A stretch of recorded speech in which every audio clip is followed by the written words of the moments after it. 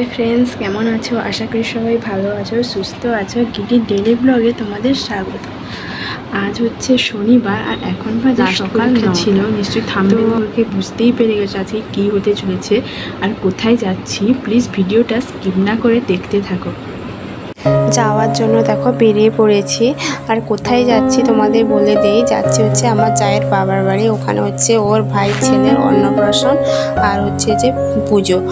ওই হচ্ছে আমার যা, আমার ভাইপো সবাই আছে, পুরো ফ্যামিলিটাই যাচ্ছি। দাদার বাড়ির ফ্যামিলি, আমার বাড়ির ফ্যামিলি সবাই যাচ্ছি। আর মানে কি এত গ্রামের রাস্তায় এত সুন্দর প্রকৃতি, তাই তোমাদের মানে কি ভিডিওটা ক্যাপচার না করে আর পারলাম না। দেখো ছাগল, দুপাশে গাছ, মাঝখান দিয়ে রাস্তা, এপাশে একটা খাল বয়ে গেছে। খুব সুন্দর প্রকৃতি ছিল। এই দেখো এবার পৌঁছে গেছি ওদের বাড়িতে। এই 12টার মতন বেজে গেছিলো পৌঁছাতে, কেননা ছেলের আজকে পরীক্ষা, লাস্ট পরীক্ষা ছিল। পরীক্ষা দিয়ে নিয়ে এসে বেরোতে অনেকটাই দেরি হয়ে গেছিলো। দাদা বাইকে এসেছিল আর আমরা হচ্ছে অটোতে এসেছিলাম। দাদার কিছু কাজ ছিল, ফুল কেনার ছিল, ওই জন্য দাদা বাইকে এসেছিল। এসে মুড়ি আর তরকারি খেলাম, তারপর একটু বসছি, তারপরে একটু পরে খাওয়া দাওয়া আরম্ভ হয়ে গেছে। 3টা পুজো ছিল। একটা হচ্ছে শীতলা পুজো তো সকালে হচ্ছে, আর তারপরে হবে কার্তিক পুজো আর কালী পুজো। আর এদিকে ঠাকুরের ভোগ রান্না হচ্ছে। তারপরে খাওয়া দাওয়া শেষ করে একটু রেস্ট নিতেই দেখো অন্ধকার হয়ে গেল। আর এই দৃশ্যটা দেখে আমার গা যেন শিউরে উঠছিল। এত সুন্দর ঠাকুরের মুখটা দেখেই যেন শিউরে উঠছিল। এই হচ্ছে দুটো ঠাকুর, হচ্ছে মা তারা ঠাকুর, ওদের মানসিক পুজো ছিল। দেখো মানে গা আমার শিউরে, এরকম কোনোদিন মানে এরকম ঠাকুরটা দেখিনি। সারা রাত ধরেই পুজোটা হবে, কার্তিক পুজো আর হচ্ছে কালী পুজোটা সারা রাত ধরেই হবে।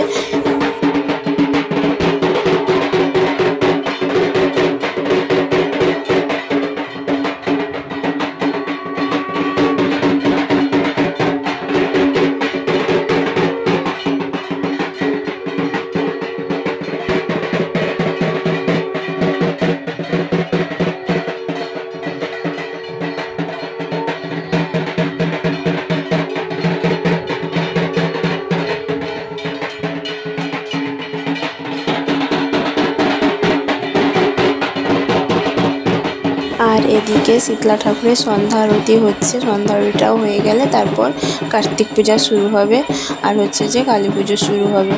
এবার ঘর উঠাতে যাওয়া হবে। এরপর বেরিয়ে পড়েছি। যেহেতু কালী পুজো সব ঝিদের বউদের মানে ঝিঝৌড়িদের শাড়ি দিতে হয়, নতুন শাড়ি সবাইকেই দিয়েছে, আমাকেও দিয়েছে। এবার সবাই পরে রেডি হয়ে গেছি ঘর তুলতে যাব বলে। ঘর তুলে চলে এসছে, এবার পুজোটা আরম্ভ হবে। আর অনেকটাই রাত, প্রায় 10:30 মতন 11টা মতন বেজে গেছে। তো অনেকটাই রাত হয়ে গেছে, তাই আমরা খাওয়া দাওয়া করে আমার দিদির কাকার বাড়িতে ওখানে শুতে চলে যাবো। এখানে হচ্ছে ওদের ছোটো ঘর, ঘুমানোরও জায়গা নেই আর এত কুটুমবাস, ওই জন্য আমরা কাকার বাড়িতে চলে যাবো ঘুমাতে। তাই খাওয়া দাওয়াটা শেষ করে নিই। আবার কালকে সকালে তোমাদের সাথে দেখা হচ্ছে। কালকে সকালে অন্নপ্রাশন।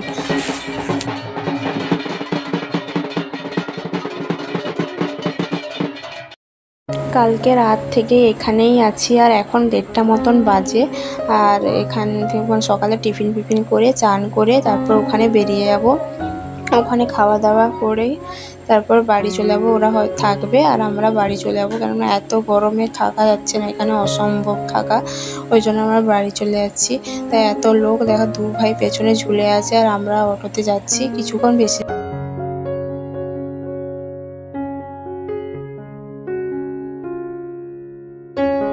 ওখানে পৌঁছে গেছি। এবার বাবুকে দিয়ে দিব, দিদি দিবে সোনার আংটি আর আমি একটা রূপোর তাবিজ দিয়ে তারপর খাওয়া দাওয়া করে নেব।